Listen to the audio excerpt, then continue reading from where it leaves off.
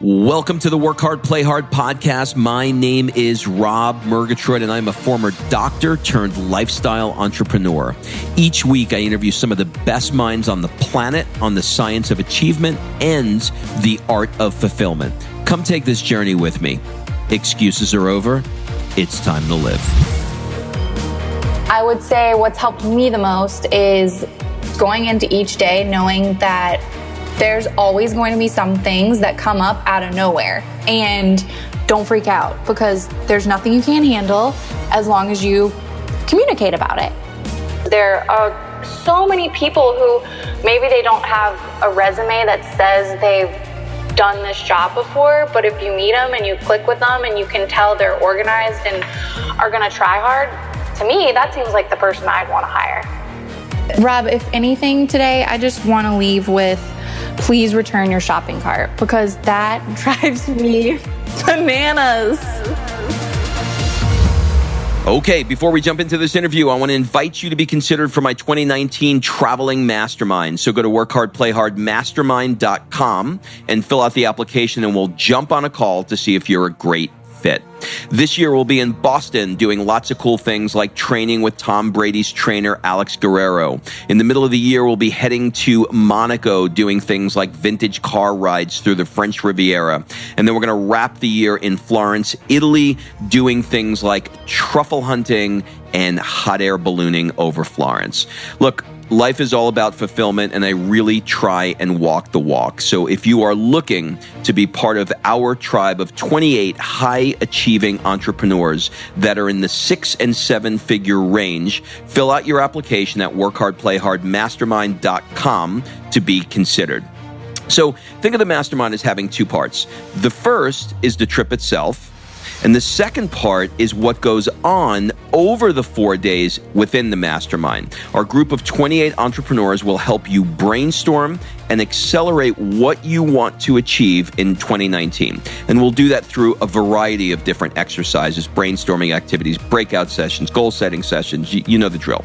So go to workhardplayhardmastermind.com, fill out an application, and we'll jump on a call to see if you're a fit. All right, let's jump into today's episode. What's up, everybody? This is Rob Murgatroyd, and welcome to another episode of the Work Hard, Play Hard show. This episode features Evans Craddock. You can find her on Instagram and elsewhere at Cradd. That's ECRADD. So I wanted to have Evans on the show because she is a freaking amazing executive assistant to my good friend Lori Harder. But here's the thing. What most people don't realize is what goes on behind the scenes in building a multi-million-dollar brand. Evans is the glue that keeps the trains running on time, and there's so much to learn from her. In fact, she's so freaking talented that now she's co-hosting a weekly show with Lori Harder on her Earn Your Happy podcast. Before we get into this interview with Evans, I have been going through your applications to join my Work Hard, Play Hard Mastermind. Spots are filling up quickly. If you are an entrepreneur, executive, or founder that wants to up-level your tribe, have fun experiences around the world, 10x your freaking current business, or figure out what the next chapter in life looks like for you, my Work Hard, Play Hard Mastermind may be just the fit. So come join us this year, 2019, in Boston, Monaco, and Italy. We are now more than half sold out, and if you want to be a part of this with us, fill out an application at workhardplayhardmastermind.com. We'll jump on a call to see if you're a good fit for the group and if the group is a good fit for you. So think of the mastermind as having two parts. The first part is the trip itself. We'll be heading to Boston and doing things like meeting with Tom Brady's trainer to learn how to improve the fitness part of our life using his pliability method. We'll be going to the south of France to do a vintage car ride through the French Riviera, and we'll wrap the year up hot air ballooning over Florence, Italy. The second part is what goes on within the 4 days of the mastermind. Our group of 24 entrepreneurs will help you brainstorm and accelerate what you want to achieve in 2019, and we'll do all of that through a variety of exercises to help you figure out what's next. So go to workhardplayhardmastermind.com, fill out the application. We'll jump on a call to see if you're a great fit. All right, please enjoy this conversation I had with Evans Craddock.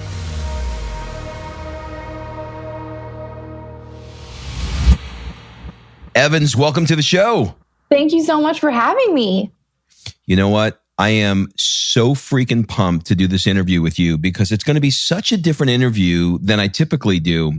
And I think people are really going to enjoy this one. I think they're going to enjoy you, and I think it's going to be awesome. So thanks for making the time.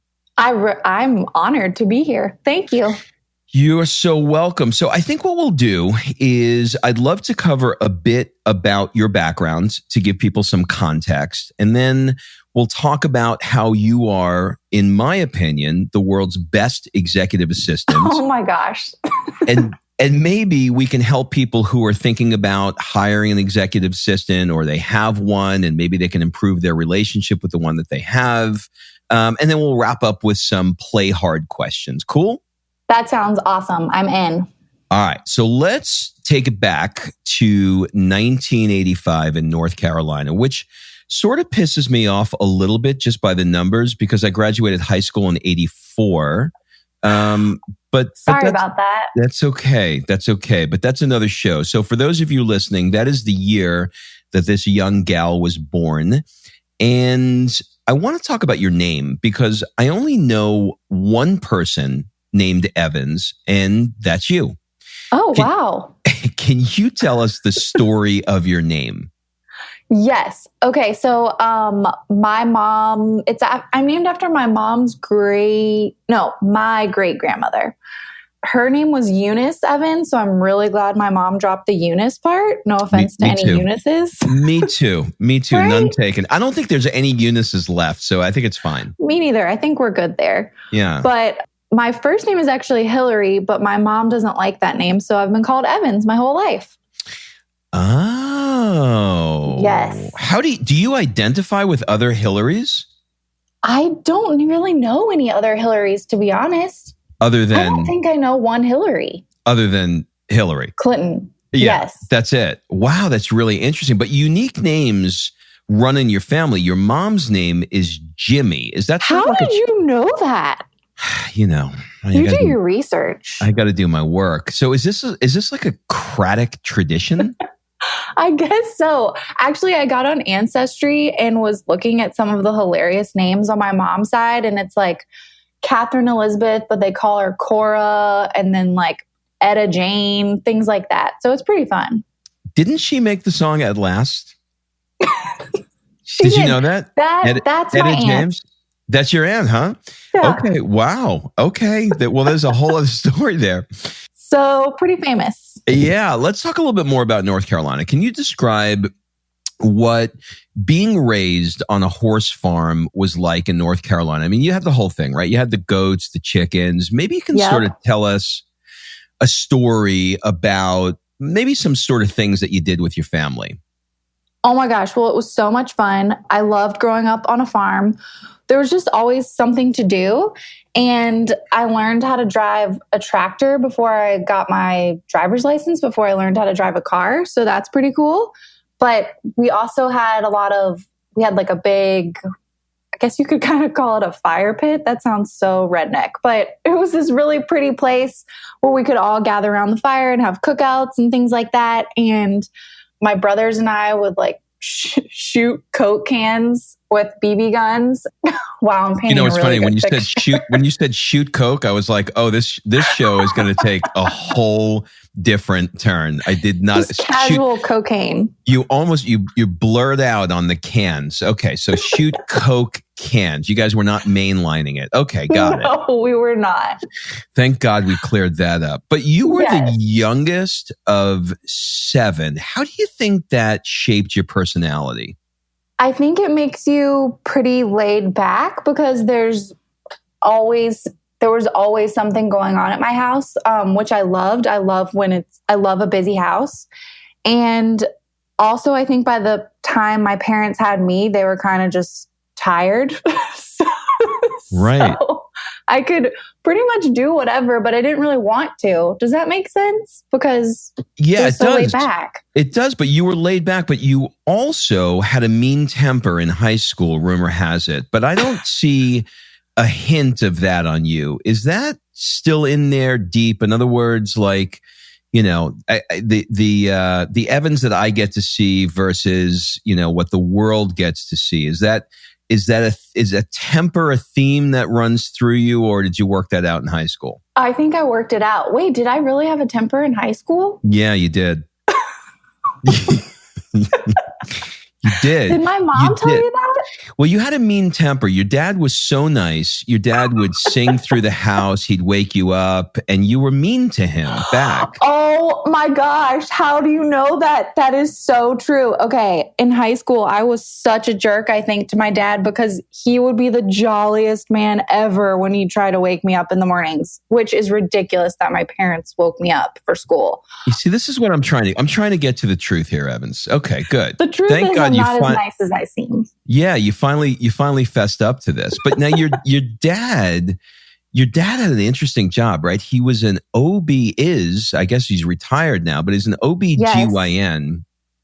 That's true. Like, what is it like being raised by that kind of doctor? And did it ever get weird if your friends were like a patient of his or something like that? Because it's a small town, right? Right. I never knew who his patients were. That he would never tell me anything about who his patients were. But we definitely, when you're around him all the time, if he was on call or something, I feel like any kind of problem could be solved with a heating pad and bed rest. So that was a reoccurring theme. And he gave the sex talk in my school several times. Oh, no. Yes. But my dad's hilarious. So I never felt embarrassed, which was kind of strange. I always kind of thought it was cool that my dad was giving the sex talk at school, which is ridiculous, but that's how I felt. Was he more the OB part or the GYN part? I think he was more the OB part, but in his last years, he started just doing the daily appointments. Okay. But he's an awesome doctor. From what I know, from what people tell me that we would run into with him, they'd always be really happy to see him. And I'm really proud of how hard he worked. And if you ever want to try on like a pregnant belly, my dad can get one of those for you. So there's a lot of perks when your dad's an OB. So like the thing I almost said strap on. That would have been weird. So it's like, it's almost like a baby that you can like wrap around you to see what it feels like. You mean you can that see exists? What it feels like? Oh, totally. Why do you do that? Is that like a high school thing to tell them like scare them straight? I think it's helpful for partners and husbands that maybe can't experience the weight of a child. So kind of gives them a little understanding of what their wife is going through. That's really interesting. I don't want to have any judgment here, but I don't think I'm going to do that. I mean, I don't think you need to. I don't think I need to. I'm not doing it anymore. I'm way too old to be having kids, but I happen to have a little baby right now. That's right. All right. So here's the thing. You went to a pretty fancy pants, prestigious prep school called Providence Day School in Charlotte. How do you think that shaped you? I loved my school. I didn't realize how lucky I was at the time, but it's crazy how the teachers, if a little something is off with the way your grades are, they immediately call your parents. So they're very much on the job, which is really nice to have someone looking out for you like that. And I kind of didn't understand until college that not everyone has the luxury of people trying to look out for you like that. And I went to school with the same people from kindergarten through 12th grade. So it's kind of neat growing up with a group like that. Yeah. And I just loved my teachers. They were awesome and super fun. And it was like a little small community. But when college came around, I was definitely ready to go see some new stuff. Okay. So when you get out of that environment and you go into sort of like a mainstream university, was that significantly different for you, or was it different for you in a really, really good way? Different in a good way. It was crazy when I went to big lectures and things, and I'd never seen so many students in one class, but I loved the diversity and just meeting new people and going to a big college. The sports and all of that is a ton of fun. So it was awesome. All right. So let's fast forward a little bit out of college, a few years, and I want to place you back to you and your mom jumping in your Honda, driving across the country because you say, I'm moving to LA. Can you tell us the story of why you made that decision to move to LA? Yes. I have an amazing boyfriend named Adam, and who you've met. Yeah. And we had been dating long distance for about a year, and we both talked about it. And my job was more flexible than his. So I decided I would move out there. And I lived out here for probably 9 months without my car and without my dog. So then I kind of decided, okay, I'm really going to stay here. And I flew back home, and my mom and her best friend and I drove with my dog. So it was 3 women and a dog in a Honda CRV. Sounds like a movie. Yes, it was hilarious. Now you get out to LA and you but you drive into Santa Monica. Is that right? Yes, correct. What did you think when you got to Santa Monica? Were you like, this is home, or not so much? No. I'll be honest, Rob. The first year here was really hard for me. And I feel like I can pretty much handle anything. I can get used to things pretty easily, but I was so homesick. It's just a different vibe out here. It's amazing. The people are great, but I've found that you have to make the first move. Mm-hmm. It's not like in the South where, people talk to each other all the time, and in line at the grocery store or whatever, people are a little busier here. Oh yeah, for sure. How it is. I do, because I'm living in the South now, and I'm moving to LA, so I'm kind of getting prepared for this. But I want to read something to you because it seems like Charlotte is really in your spirit, and I want to see what comes up for you when I read this to you. Okay. Okay. Isn't it funny how you can miss a place as much as you miss a person? I miss the place, Charleston, so much, and the feelings have only grown stronger as summer approaches. Charleston summers are sweaty and humid, and there's fresh crab and cold beer. There are late night porch talks and early ocean swims. There's slow moseys and crooked streets after midnight. There are bike rides and sunburns and melted ice cream that you can't lick fast enough. I'm looking forward to another California summer for sure, but I'll never stop missing the grandest place I've ever known. Yes, I wrote that. You wrote that, didn't you? I did. What do you think about when you hear that? Yes. So Charleston is a very special place to me. That's where my mom lives now, and we would spend a lot of our summers there. And you've been to Charleston, right? Do you know what? I have never been to Charleston. No. Bro, no. You have to go. It is such a special place. I have not been. I've been all over the freaking world, and I've not been to Charleston. And you're so close. I know. It's just, I've never had an occasion to go. Okay, well, you're going to have to make a trip because it is a beautiful place. The people are incredible. The food is insane. And it's just this magical little part of the world that I absolutely love. And I cannot wait to move back there someday. Do you see yourself moving out of LA and back into the Deep South? I would like to, but I definitely don't want to do that anytime soon. Yeah.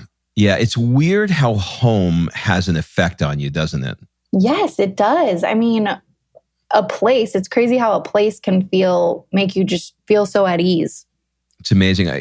When you have a good one, it's great. When you have a bad one, you're like, get me the hell out of here. So, yeah. I mean, that's great. All right. So I want to talk a little bit about the kind of work that you do. You are an executive assistant to one of the most successful authors, podcasters, and all-around amazing freaking person, Lori Harder. Lori Harder. Why did you decide to become an executive assistant? Well, it happened in a really funny way. I worked for Anthropologie, the clothing store, before I moved here. Mm-hmm. So I transferred with them. And then I'd been listening to Lori's podcast for a while. And so I followed her on Instagram and I saw she posted about a job opening. And I didn't even apply until a month after I had seen that, which kind of worked out in my favor because a little application randomly popped up on their end. So I just thought it would be really interesting and something new and exciting. And here I am. It's really interesting because I'm sure that there are a bazillion people who are listening to her podcast. I think you guys are rapidly approaching, is it 10 million downloads or something like that? Isn't Which that is amazing? insane. I know. Insane. Like, I cannot believe the number that you guys are on. So I can only imagine how many people would have wanted to be in her orbit, but you're the one that got selected. It's crazy. Why do you think that is? I think it was a lot of luck, honestly. And, I think, I don't even know, Rob. Sometimes I'm like, wow, how did I get here? When I interviewed with them, it just kind of felt natural, I guess. And I think they sensed that too. And we just kind of clicked. So honestly, I think I got really lucky. Well, I think a lot of it has to do with your abilities that they recognized from both your personality all the way up to, your skill set, that they just had a vibe you were going to be perfect with it. But I want to kind of dig in a little bit and talk about, now that you've been doing this for a while, how long have you been doing this with her? A year and a half, I think. Okay.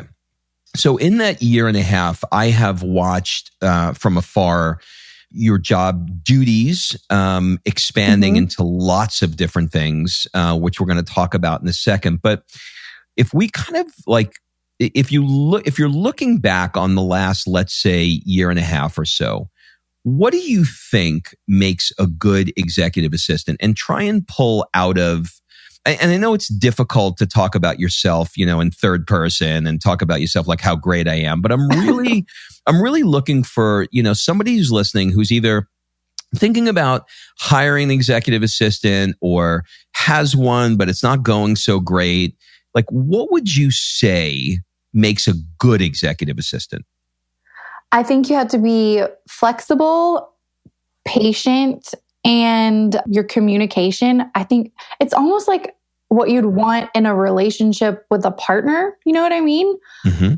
Because you're so close to, I feel really close to Lori because you're helping manage her life. And that includes some of her personal life too. So I would say what's helped me the most is just going into each day, knowing that there's always going to be some things that come up out of nowhere. And don't freak out because there's nothing you can't handle as long as you communicate about it. It's interesting. So you have sort of an overriding belief system that says that there's nothing that I can't handle, as opposed to somebody freaking out, which I'm sure that there are, a million possible things that you can freak out. I've been around you guys. I see the volume of stuff that is thrown out at you constantly, but you always seem to handle it with such an even hand. That's the word. You handle it with an even hand. Are you dipping into CBD oil? What is it? Is it an LA thing? Do you just are you meditating? Because you're always chill, but chill in a very controlled, calm, quasi-assertive way with a smile. That's definitely the drugs. That's the drugs. Okay, that's one of the I want to make. Well, you get a card for that, right? You can get an application. Totally. And just get Totally. It's amazing.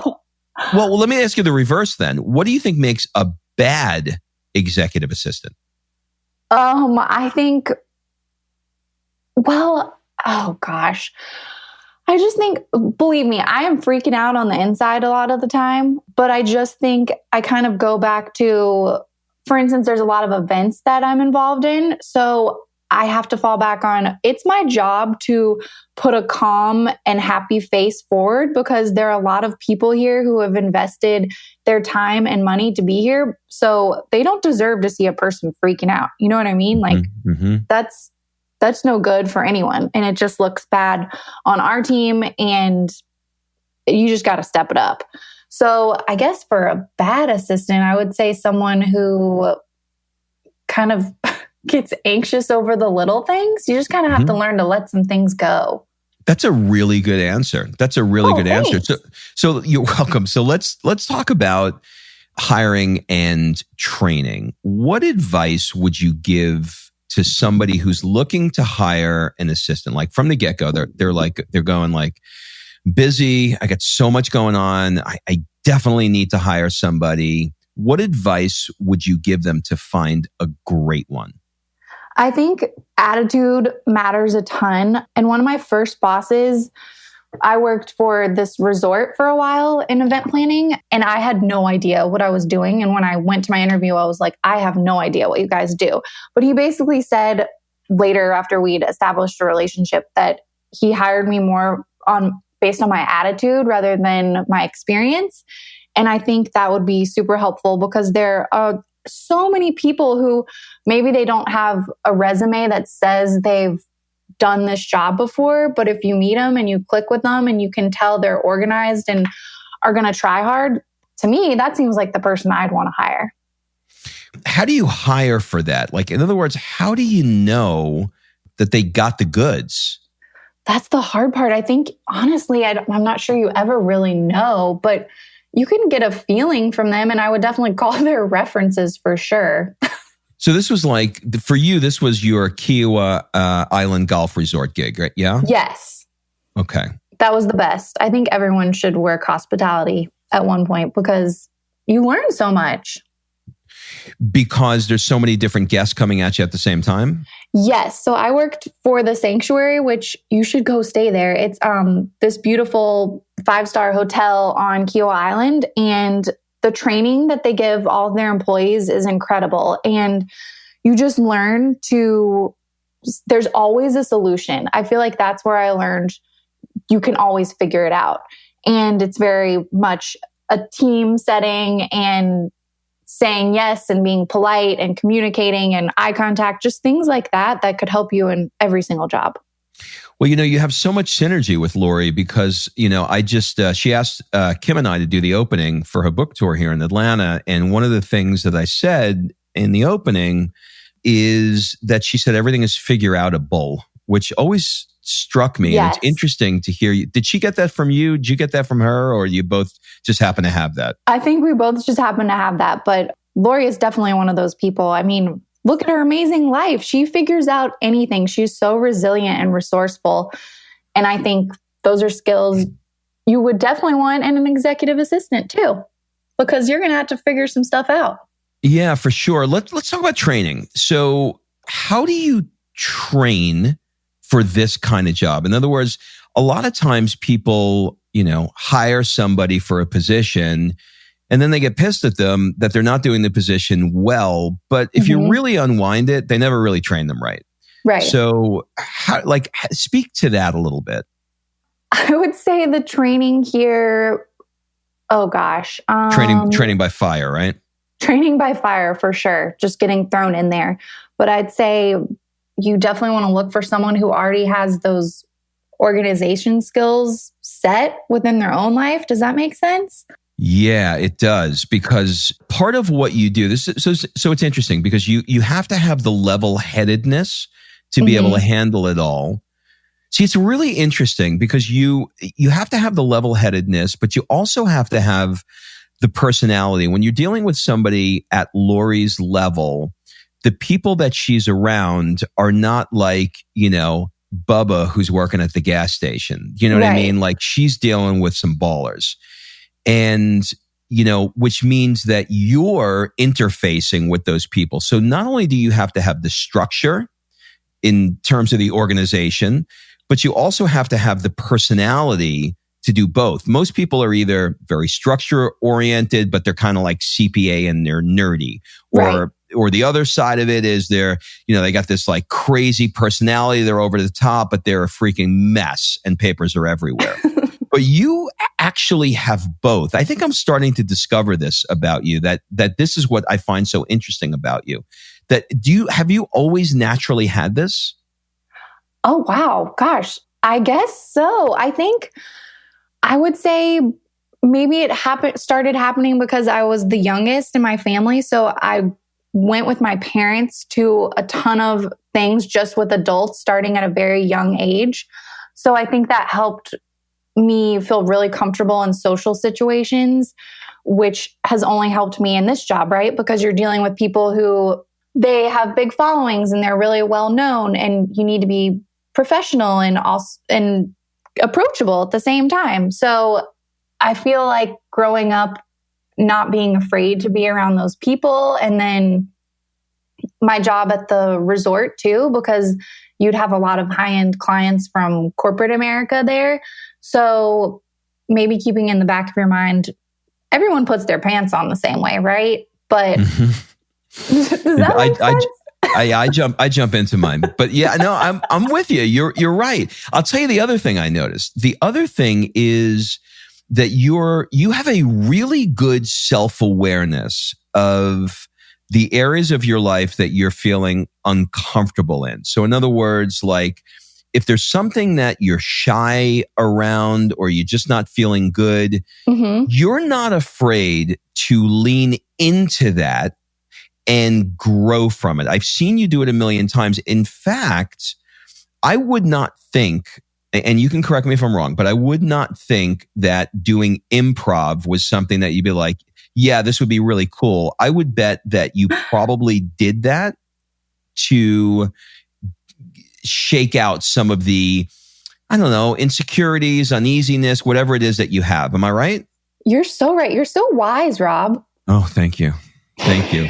Thank you. I'm going to record this. I'm going to play this for my wife. Yeah. No, this is true because I've seen you do it. I've seen I know that you're not by nature, I'm a super touchy, huggy person, as you know. And, I can come near you and make your neck I am not a touchy person. I know you're not, which is the reason why I touch you. And your neck turns purple. I know, it's crazy. But what I've noticed is that you know that about me and you're still willing to say, son of a bitch, I'm going to do this. I'm going to get in there. I'm going to get in there and I'm going to do it. And I love that you don't, you can go hey, I'm not the kind of person that likes to be touched. Don't touch me. But you're not. You lean into it. Is that something that you've always done? I think so. The improv thing, I was feeling really sad and homesick and hadn't made any real friends. That's been something that's been hard for me since I moved to California. So there's an improv place really close to where I live. And I just thought it would be really fun and challenging. And it was, and everyone should do it because there's so many different people that go to those classes. It's the coolest thing. Okay. Can I just be completely honest with you? Yes. Just as you're telling that story, I'm putting myself in your shoes and I'm going, okay, I'm moving to LA. When I think about doing an improv thing in LA, I feel like I'm going to an acting class with a young, Gwyneth Paltrow or Brad Pitt, up and coming.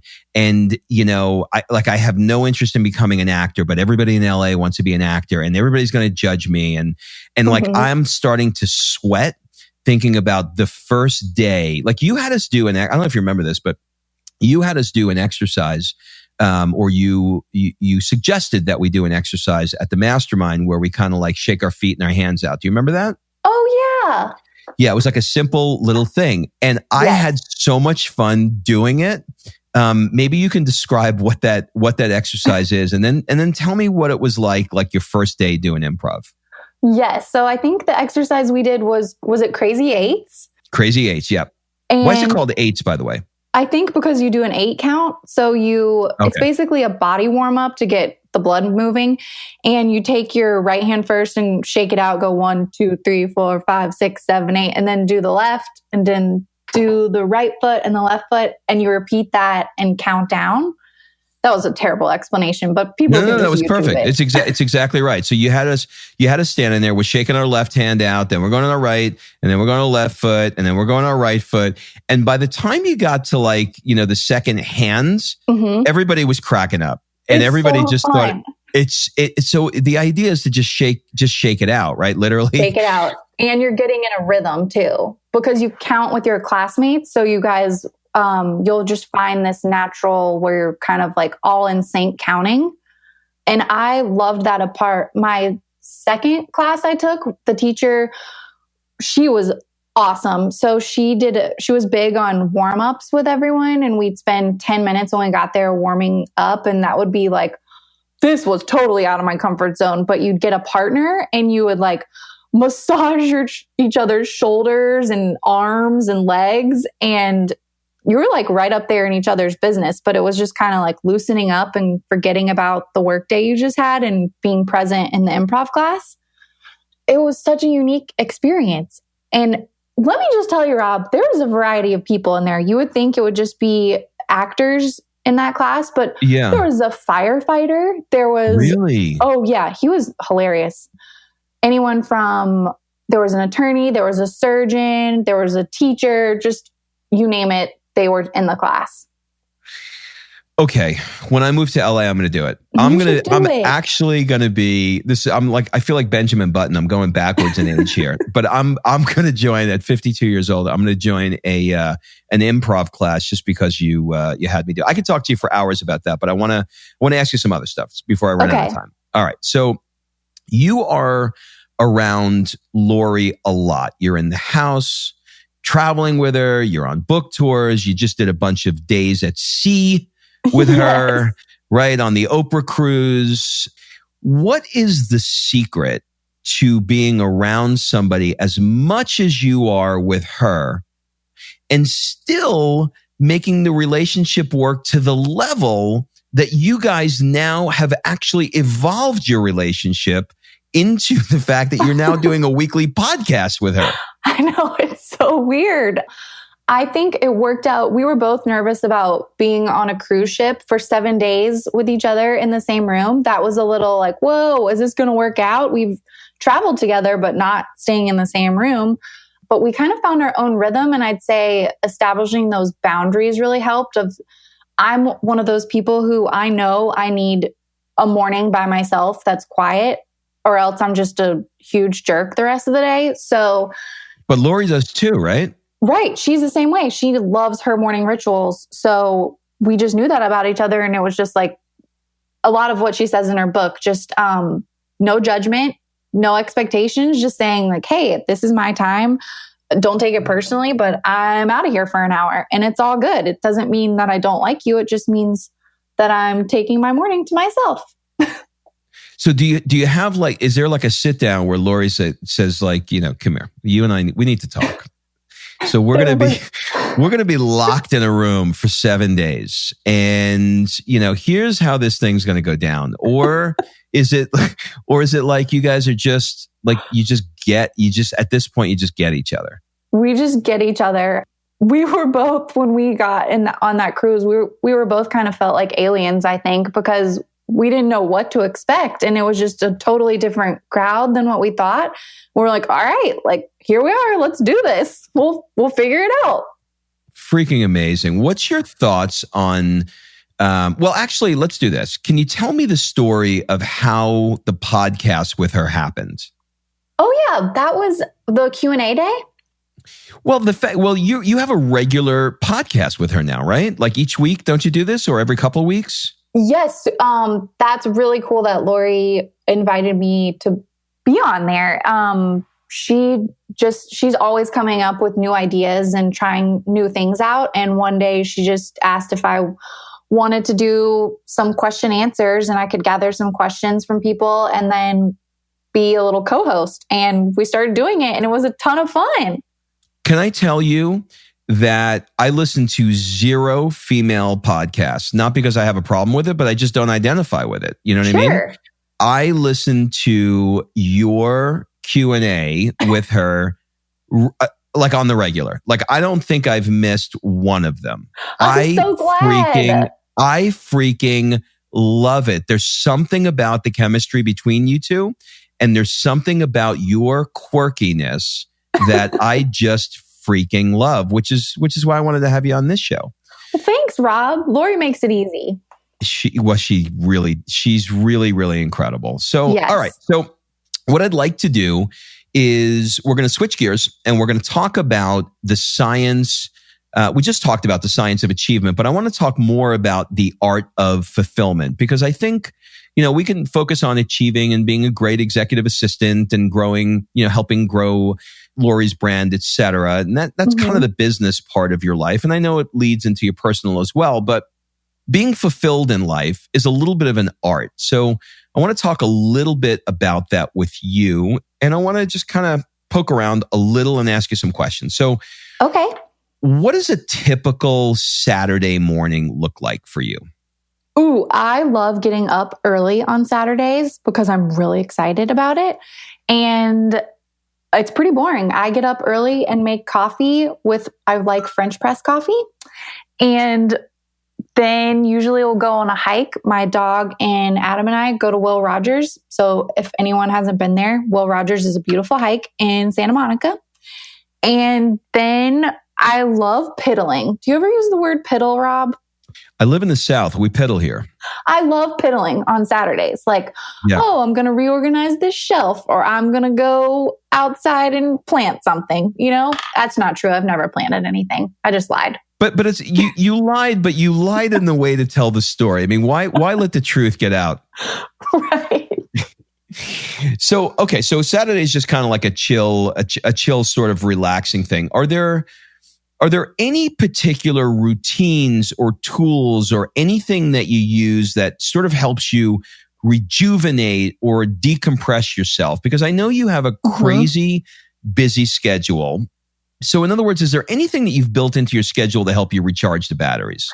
Yes, I would say getting outside. I didn't realize how important being outside was to me. So hiking is huge, and walking with my dog, that recharges me so much. And also yoga. There's a really cool yoga studio near me. So I try to do that as much as possible. How often do you do it? I was doing really well for a while, but I've kind of gotten out of it. My goal is to go 3 or 4 times a week. And is it the hot yoga or the regular one? The hot yoga. Unbelievable, isn't it? It feels so good. Oh my God. I am freaking addicted to it. And I feel like I can't do anything. Right. You should you want to laugh? Just I'll send you a video of me doing hot yoga. This was what my wife went to hot yoga this morning. She came back and she said, "Oh, the teacher said there's a fundamental class that she thinks would be really, really good for you." I'm like, I've been taking it for a year. That's how I feel too. I still don't know how to do anything, but you just go. It's great. Just do it. You just go. If you can go to one restaurant before you die, where would your last meal be?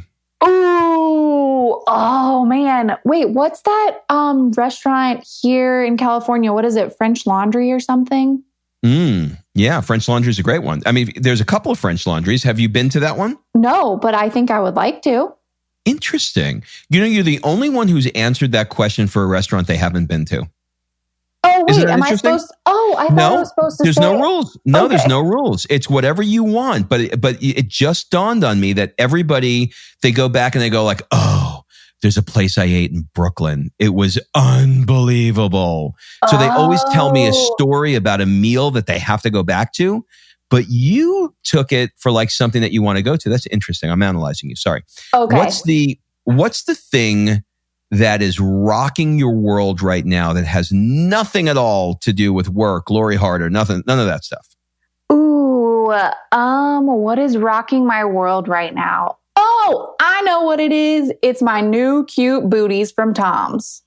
This is the reason I had to have you on the show. I'm just going to leave that right there because there's nothing else I can say to that. That is just so jazzed about them. Do you collect anything, or have you ever collected anything? Yes, I love postcards, and I love snail mail. So I refuse to throw away any letters that I've received, things like that. They just mean so much to me. So I definitely keep those, and I love buying fun postcards. They're kind of the same. I mean, they're different, but they're sort of in the same genre, right? They're both handwritten things. That's, yes. Isn't it weird when you see a letter, doesn't it look like it belongs in the Smithsonian because we just don't see it anymore. And they're amazing. Such treasures. Yeah, I like that. What's the one thing that you've always wanted to learn, but you just have not gotten around to yet? I would say maybe French. I would love to be able to speak French. There's a theme here. French laundry, learn to speak French. I want to be a French woman. Well, this is my next question. If you can spend 1 month living anywhere in the world, where would it be and why? Oh, yes. Okay, that's a perfect setup, Rob. I would love to be a French woman and be one of those really chic women who goes down to the market every day and cooks and drinks wine and maybe smokes the occasional cigarette and rides her bike, because I'm not like that. So I would really like to be. This is so funny. So you don't want to just like go to France. You want to be a French woman. Like you've stepped into the identity. For sure. I see you with like the long cigarello, and the little, I want to say bandana. What am I? Beret, and the beret on your head. This is really interesting. Wouldn't that be lovely? I love that. When you come to the end of your life and you're lying on your deathbed, what regrets would you most have if you didn't do? My biggest regrets would definitely be, for a period of time, my dad and I had a kind of strained relationship, but my mom always encouraged me to keep trying and just keep going after it, because I would be really upset with myself if I didn't try to make our relationship better. So I think that's something I would be really sad about. So there's always going to be challenging moments and challenging people in your life, but just making sure you're doing your best to hold up your end. Does that make sense? You know what? Yeah, it makes total sense. I had a horribly strained relationship with my father, and probably about 3 years before he died, I just made a decision that I was going to fix it. And then he died. And, I look back on that now and I say, like, if I didn't have whatever it was, and I think it was my wife that pushed me, but if I didn't have that push to fix it, you can't, when they're gone, you can't undo it. Right. Like, as you get older, you get, like the past is the past, and, you get clearer headed about things, and, you have your own family and you start looking at things differently. But if I didn't fix that time in my life, and I had to spend the remainder of my life with this unrest of not healing it, I'd be a different person right now. So I love the fact that you said that. That's so good. I'm so glad that that happened with you and your dad. Yeah, it was really, really, really good. I'll tell you the story one day. It was great. Okay. What approaches have worked really well for you in improving your relationship with your significant other? And it could be as small as a date night, or as big as a couple's retreat or a vacation, whatever. But what approaches have worked well for you? We really are working on our communication. So a Google Calendar has helped us, because we'll set up fun dates for each other on there and send each other invites. And also we've gone to a couples counselor, and she's awesome. And it's just a great way. It's not like anything was bad, but it's just a really great way to check in with each other and a different way to communicate. It's been awesome.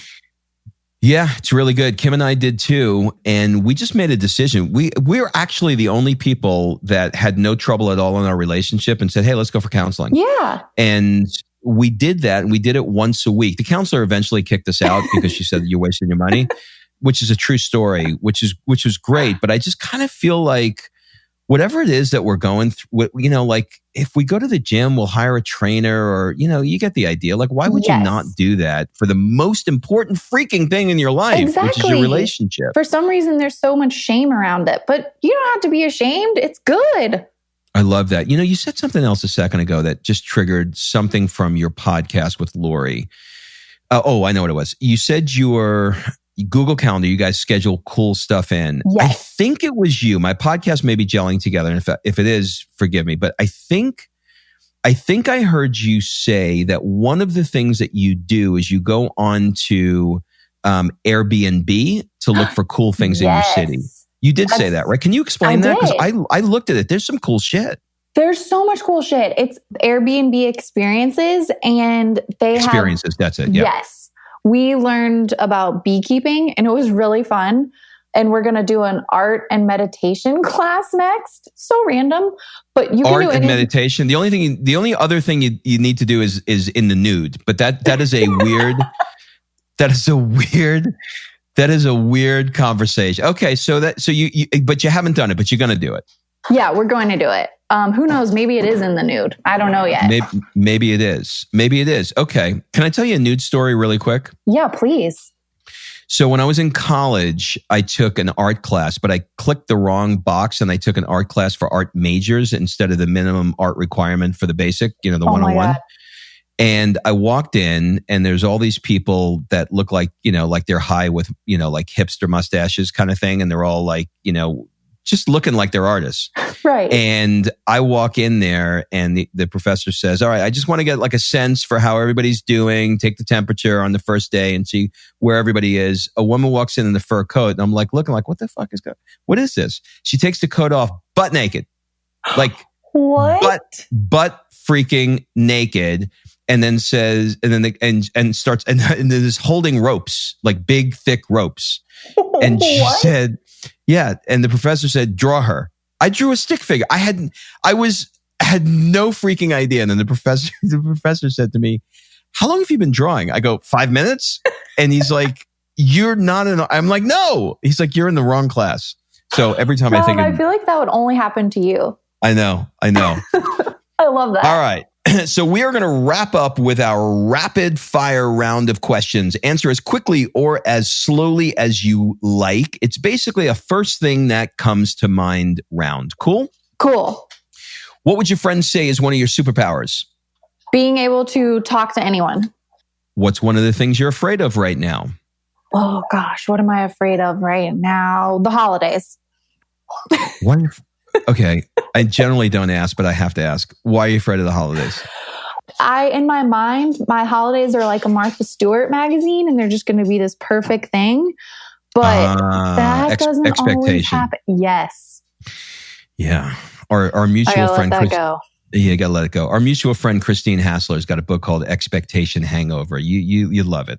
I need to read that. You got to read it. It's good. What do people never ask you, but you wish they did?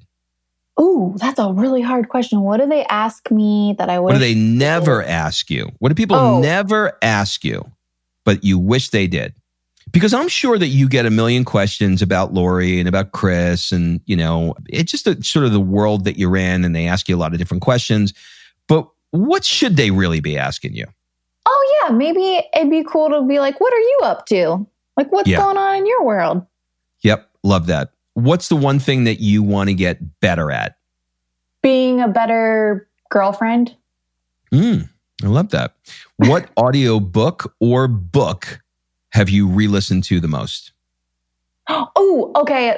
Has to do with being a better girlfriend. So my boyfriend actually recommended this book called The Course of Love. I listened to the Audible version. It is so good. It's a really interesting way to learn about relationships, and it walks you through this fictional couple and their relationship, and you kind of go from their first date all the way into when they're having kids. It's really interesting, and they kind of break down when they have an argument or things like that and how they could have acted in a different way to come up with a better solution. It's really good. I'm not selling it very well. No. That's exact. It actually, I love that idea because most books focus on a particular period in somebody's life. Just got married, just had kids, something like that. This is taking you through. So it kind of like shows you all the different things. I love that. It's really cool. What is your guilty pleasure? True crime. I love true crime. By the way, do you know that 80% of women watch true crime and those crime stories? And 20% of men do. Why do we do that to ourselves? I have no idea why, but women absolutely love that. What is the one thing that you own and probably should throw out, but you never will? An old school planner, because you can do everything online, but I just love having that book. That's interesting. Yeah. All right. If you had to give, I have two more questions for you. If you had to give a TED Talk on nothing that you're known for, nothing that you speak about, it could be on anything you like to do or anything that you have a passion for at all, what would it be? Manners. Manners. Yes, I love manners. And Rob, if anything today, I just want to leave with please return your shopping cart because that drives me bananas.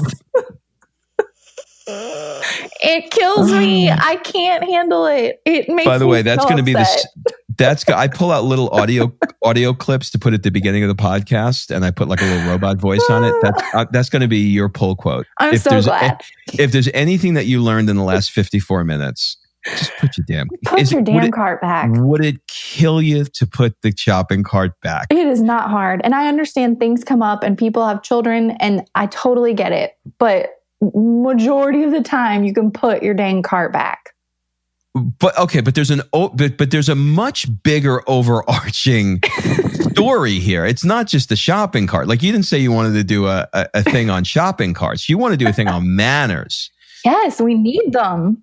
Is there a particular person that you've read a book on manners, or is there somebody who had a real significant influence on you with manners, or like, yes. or is it just in your DNA? Okay, so tell me that. My mom, for sure, she's huge on manners, and my dad too, huge on manners. And do you have Teen Cotillion in Atlanta? I know you do.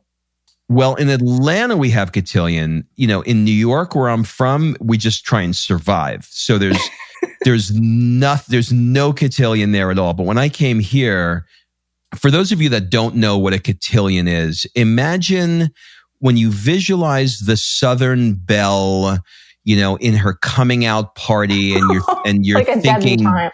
Yeah, debutante, Gone with the Wind, flowing. You know, I'm just a flutterhead, you know, like that kind of Southern belle-ness. Right. That's a cotillion. And the girls will actually do like a training for it. Did I get that right? Well, I never was a debutante, but we did Teen Cotillion, which I think was in middle school. And you'd have to meet once a week and you'd have to each week, different parents would be the hosts and you have to walk in and shake their hands and introduce yourself and learn dances and learn about how to introduce someone or how to get your date punch. And it sounds ridiculous and old school, but those are good things to know. They are good things to know. But so now, so much of this is a product of your environment, right? So you grew up, like they say the first 7 years of your life will dictate the remainder of your life. That's how critical. Whoa. It's incredible. Like the statistics are like so solid on this. Like you can't, it's so hard to even undo the first 7 years. You can do 20 years of therapy. And in some cases with certain areas of your life, you can't undo it. Oh, Lord. So there's no cotillion, right? In Santa Monica. I don't see that happening. So I don't know. You know, you get married in Santa Monica and you raise a kid there. Like, how do you instill the manners in them? You just have to do it, right? You just have to do it at home. I think you just have to do it. Yeah. And my mom is huge on, we always had dinner together and it was always a set table. Do you know what I mean? Like it was always dinner at the table. And that meant something to me. And I love that. You just get together and you talk about your day and you have a nice napkin and you're behaved. And then that's that. You're so funny. A nice napkin and you're behaved. I don't want to be your child. I'm terrified. I know. My poor future children. I'm terrified. You're going to look at me and going to go, all right, listen, honey. The first thing you got to know is put your damn shopping cart back. That's number one. Okay. Number two, I gave you a nice napkin. Now shut up and eat and use your manners. So this was even better than I thought it was going to be. The last question, we're going to change up a little bit. What one question would you like to ask me? Ooh. Oh, Rob, so many questions. I would like to know what's next for you. Well, what's next for me there's probably 3 parts to what's next. I've spent the last 20 years not loving where I live and wanting to move to a beach community and surf, which is kind of ironic considering that I've only surfed twice in my life, but I want to spend my remaining years doing that. And I've always wanted to live in Europe. So we're going to kind of do both. We are at the end of June, we are packing everything up that we own, putting it into a pod, and we're going to be homeless, which is really difficult for me because I thrive on structure. And the first spot, I got my list right over here. Our first spot is going to be in Monaco.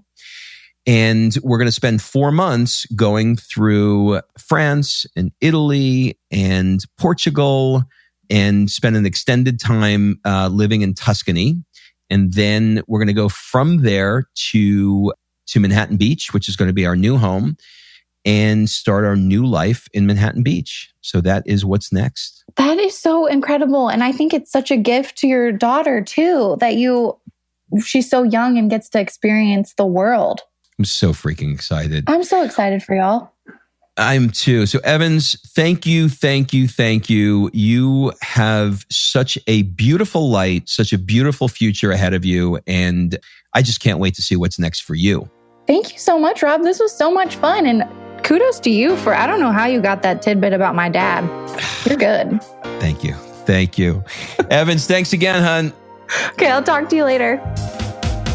All right. Thanks for listening. If you love this episode and you know someone that needs some help in either stepping up their work hard game or their play hard game, it would mean the world to me if you shared this podcast with them to help me get this movement out there. So if you like what you heard, head on over to iTunes, take 30 seconds and leave me a 5-star review, and I will be forever grateful. So until the next episode, excuses are over. It's time to live.